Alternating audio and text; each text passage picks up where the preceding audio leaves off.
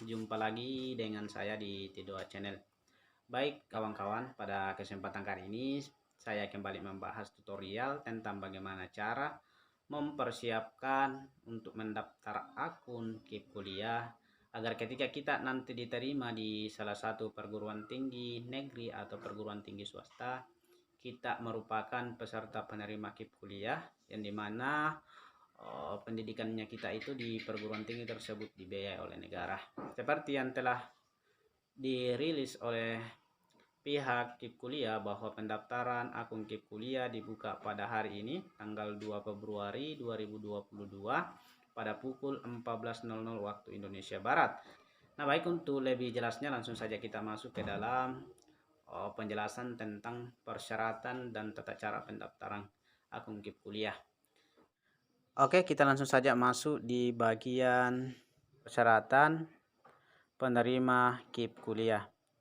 Nah, persyaratan penerima KIP kuliah ini terbagi menjadi beberapa bagian. Yang pertama itu, penerima KIP kuliah adalah siswa sekolah SMA atau sekolah menengah atas yang sekarang berada pada kelas 12. Kemudian, siswa yang telah lulus 2 tahun sebelumnya. Jadi siswa yang lulus di tahun 2021 dan 2022 masih diperbolehkan untuk mendaftarkan akun KIP kuliah. Dan apabila siswa yang telah lulus 2 tahun sebelumnya sudah memiliki akun KIP kuliah, maka bisa login kembali menggunakan kode akses dan kode dan nomor pendaftaran yang sudah ada sebelumnya. Nah, bagi siswa atau kawan-kawan yang lupa, bisa menghubungi langsung dari pihak KIP kuliah dengan bertanya langsung, bisa dengan mereset ulang nomor pendaftaran dan kode akses, bisa juga penggantian email dengan langkah-langkah yang sudah ditetapkan dari KIP kuliah.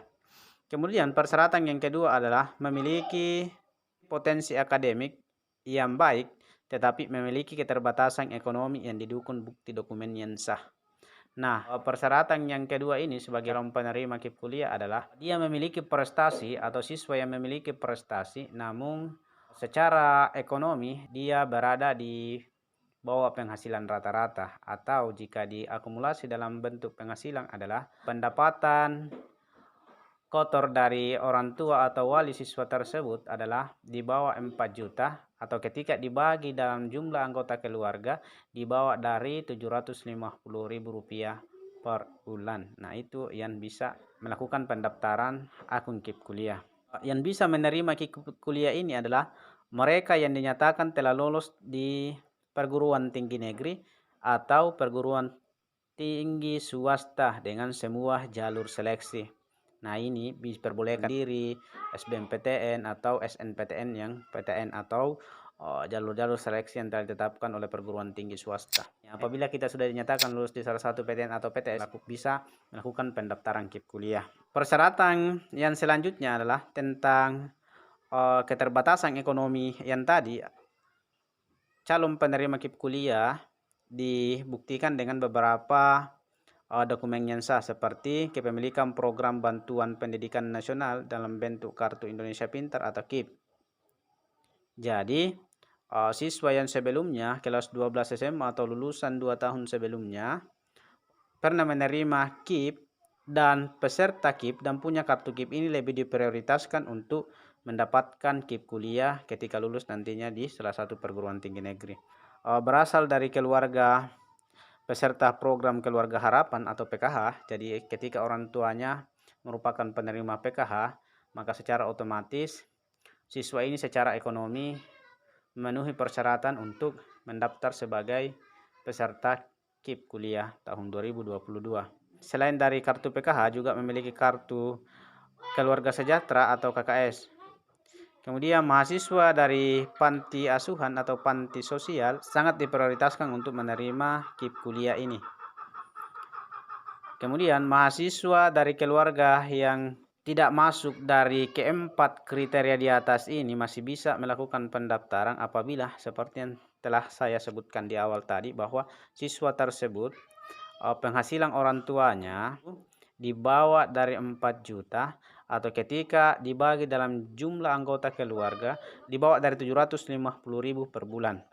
Adapun jangka waktu pemberian KIP kuliah ini itu program reguler itu sarjana dan diploma 4 itu maksimal 8 semester, diploma 3 dan diploma 2 maksimal 6 dan 4 semester. Kemudian program profesi yaitu profesi kedokteran, dokter gigi dan dokter hewan itu maksimal 4 semester. Nurse, apoteker dan guru maksimal 2 semester. Pendaftaran KIP kuliah. Pendaftaran KIP kuliah ini atau pendaftaran akun di SIM KIP kuliah dapat dilakukan melalui dua cara. Yang pertama itu dapat mendaftar secara mandiri yaitu secara online, dan kemudian mendaftar di perguruan tinggi yang ketika kita sudah diterima. Nah, jika kita sudah diterima di perguruan tinggi, kita sudah bisa mendaftar. Nah, apa-apa yang dipersiapkan dalam pendaftaran itu adalah nomor induk kependudukan, nomor induk siswa nasional, nomor pokok sekolah, serta email yang aktif. Yang tahapan dari pendaftaran KIP kuliah ketika sudah memiliki tadi 4 yang disebutkan, maka langkah yang pertama kita lakukan adalah mendaftar secara mandiri, yaitu kita login di laman resmi KIP kuliah, yaitu kipkuliah.kemendikbud.go.id, atau bisa juga melalui aplikasi KIP kuliah mobile apps yang berbasis Android. Pada saat membuka laman tersebut, maka kita bisa memilih menu yaitu login siswa. Di bagian login siswa, kemudian kita pilih buat akun baru, kemudian masuk di pendaftaran. Nah, ketika dibuka itu akan terbuka 3 bagian, yaitu dengan memasukkan nomor induk kependudukan, kemudian nomor induk nasional, dan nomor pokok sekolah nasional atau MPSN. Jika data kita sudah sesuai, maka akan dibukakan lagi tahap selanjutnya atau jendela selanjutnya, yaitu akan menampilkan data-data kita, kemudian kita masukkan email kita sebagai tempat dikirimnya dari nomor pendaftaran dan kode aksesnya kita nanti. Jadi ketika kita masukkan email, disitulah tempatnya nomor pendaftaran dan kode akses kita masuk. Nah, ketika kita sudah bisa login tadi, maka kita akan melengkapi data-data kita yang ada di dalam.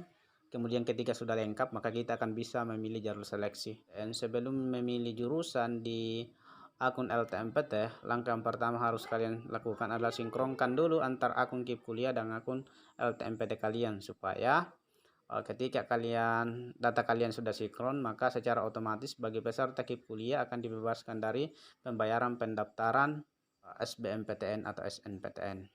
Alur dari pendaftaran KIP kuliah yang pertama yang sudah disebutkan tadi. Nah, secara rincinya ini diperlihatkan dalam bentuk gambar atau bentuk pagang seperti yang terlihat di layar Anda, yaitu siswa melakukan pendaftaran, membuka laman dari KIP kuliah, kemudian memasukkan NIS, NIK, MPSN dan email. Ketika sudah siswa mendapat nomor pendaftaran dan kode akses, kemudian dilakukan nanti yang dimasukkan nanti ketika ingin melengkapi data-data kita yang ada dalam akun KIP kuliah. Jika sudah lengkap, maka kita memilih jalur untuk mengikuti seleksi di salah satu perguruan tinggi yang kita inginkan sesuai dengan akun LTMPT-nya kita ya.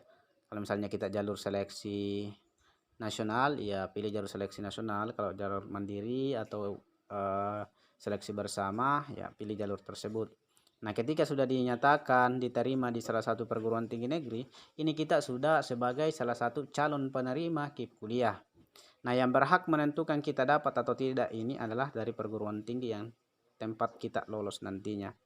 Nah, di perguruan tinggi tersebut akan dilakukan verifikasi dari data-data kita, apakah kita layak atau berhak mendapatkan KIP kuliah. Nah, biasanya jalur SNPTN ini dari beberapa tahun terakhir ini merupakan prioritas utama untuk mendapatkan KIP kuliah. Kemudian ketika ada sisa kuota akan dialihkan ke SBMPTN.